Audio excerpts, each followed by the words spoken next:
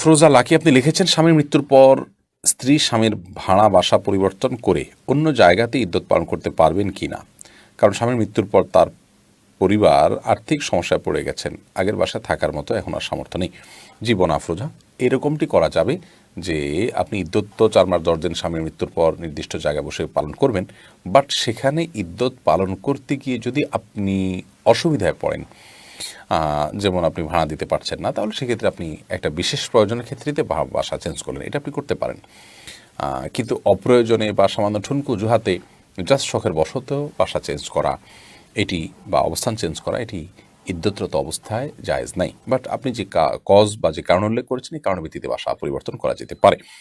Roman Hasan আপনি লিখেছেন, আমি একজন মুসলিম কিন্তু আমাকে অফিসে পূজা অনুষ্ঠানে চাঁদা প্রদান করতে একরকম বাধ্য করা হয়, এখন আমার করণীয় কি? ভাই রোমান, আপনি বিনয়ের সাথে তাদেরকে বোঝানোর চেষ্টা করবেন যে আপনার সীমাবদ্ধতার জায়গাটা কি।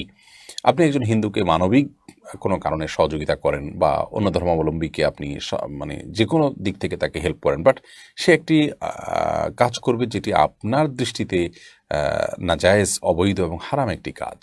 সেই কাজটা করতে আপনি আর্থিকভাবে সহায়তা করাটা আপনার আদর্শ বিরোধী কাজ করা, সেটি আপনি করবেন না।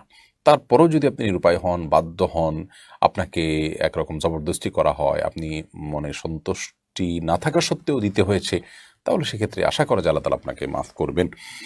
শাহিদুল ইসলাম আপনি লিখেছেন, আমার কিছু বন্ধু নিজেদেরকে ঢাকা বিশ্ববিদ্যালয়ের ছাত্র পরিচয় দিয়ে টিউশনি করায়, কিন্তু আসলে সে ওখানে পড়ে না, এভাবে উপার্জন করা হালাল হবে কিনা? ভাই শাহিদুল ইসলাম,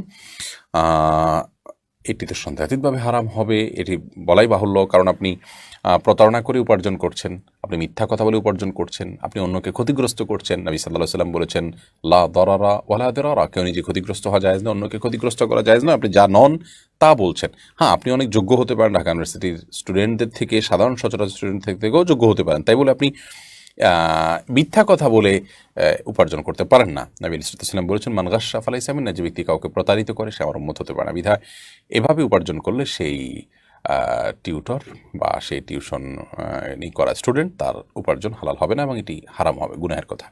মোহাম্মদ আলী আপনি লিখেছেন, আমি তুর্কি সাইপ্রাসে থাকি, এখানে ইমাম সাহেব সহ বেশিরভাগ মানুষ টাকনুর নিচে কাপড় পরে নামাজ আদায় করে। আমি এরকম ইমামের পিছনে নামাজ পড়লে নামাজ হবে কি না? আপনার নামাজ হয়ে যাবে, তবে এরকম ইমাম ছাড়া যদি ভালো কোনো ইমাম থাকেন যার পেছনে নামাজ পড়া যায়, আশপাশে অন্য কোনো মসজিদ থাকে, আপনি সেই মসজিদে যেতে পারেন, বাট তার পেছনে নামাজ পড়লে নামাজ হয়ে যাবে। ইমাম যদি ব্যক্তিগতভাবে কোনো অপরাধে লিপ্ত হয়, তো তার পেছনে নামাজ পড়লে নামাজ হবে না, ব্যাপারটি এরকম না, বরং তার অপরাধের মানে যে অপরাধের যে ক্ষতি সেটি তার উপরে বর্তাবে, আপনার নামাজ হয়ে যাবে। নামাজটা তো আপনারটা আপনি পড়ছেন, তারটা সে পড়ছে, জাস্ট একসাথে পড়লেন, তার সাথে পড়লেন। যদিও ফাসেক ইমামের পিছনে, যে ব্যক্তি প্রকাশ্যে ফাসেকি করছে, তার পিছনে নামাজ পড়াটাকে মাকরু বলেছেন ফুকাহে হানাফ বা হানাফি মাযহাবের উলামা একরাম। সেই দৃষ্টিকোণ থেকে আপনি আশপাশের অন্য কোনো মসজিদে গিয়ে যে নামাজ আদায় করেন, সেটা আপনার জন্য অধিকতর উত্তম এবং সেফ। তবে এর পিছনে নামাজ পড়লে নামাজ হয়ে যাবে আপনার। আর এই ইমামকে পরিবর্তন করার কোনো সুযোগ থাকলে সেটি করবেন, কিন্তু যদি সেখানে কমন কালচারই এরকম হয়ে যায়, তাহলে অন্তত সেই কালচার পরিবর্তনের চেষ্টা আপনি করবেন এবং সেই সাথে আপনি অবশ্যই জামাতে নামাজ পড়বেন। নিজেরা ভিন্ন কোনো জামাত যদি কায়েম করতে পারেন সেখানে, তাহলে সেটি ভিন্ন কথা, আদারওয়াইজ আপনাকে জামাতেই সালাত আদায় করতে হবে। হাজ্জাজ বিন ইউসুফ ফাসেক ছিল, তারপরেও সাহাবায়ে কেরাম তার পিছনে জামাতে নামাজ পড়েছেন, একাকী কিন্তু তারা নামাজ পড়েননি। বিধায় জামাতে নামাজ পড়ার বিষয়টা অনেক গুরুত্বপূর্ণ শরীয়তে। জাহিরুল ইসলাম আপনি লিখেছেন, কাপড়ে মজি লাগলে কি কাপড় নাপাক হয়ে যায়? কাপড়ে মজি লাগলে করণীয় কি? কাপড়ে মজি লাগলে অবশ্যই নাপাক হবে, যে জায়গা লাগবে সেটি। মজি বা ওয়াদি, এই দুটি পদার্থ মূলত বীর্যপাতের আগে যে আঠালো পানির মতো আপনার জিনিস বের হয়, এটি কি মজি বলা হয়। আর পেশাবের সাথে কোত দিলে যে সাদা পদার্থ বের হয়, সেটিকে ওয়াদি বলা হয়। এই অনেক সময় হচ্ছে প্রেশারের কারণে বের হয়, এটা চাপের কারণে কারো বের হয়, অসুস্থতার কারণে। তো মজি বা ওয়াদি এগুলো নাপাক, এগুলো যদি লাগে তাহলে শরীর বা কাপড় যে জায়গা লাগবে ওই জায়গাটা ধুইতে হবে, পরিষ্কার করতে হবে। এরপরে মোহাম্মদ হেলাল লিখেছেন, মনের মধ্যে আল্লাহ রসুলকে নিয়ে খারাপ চিন্তা আসলে কি গুনাহ হবে?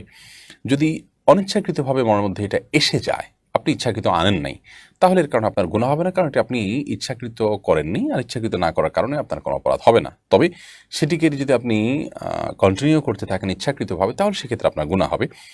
আর শয়তান এ ধরনের চিন্তা আমাদের মধ্যে উদ্রেক করে। এ ধরনের চিন্তা আমাদের মধ্যে কেন উদ্রেক হয়?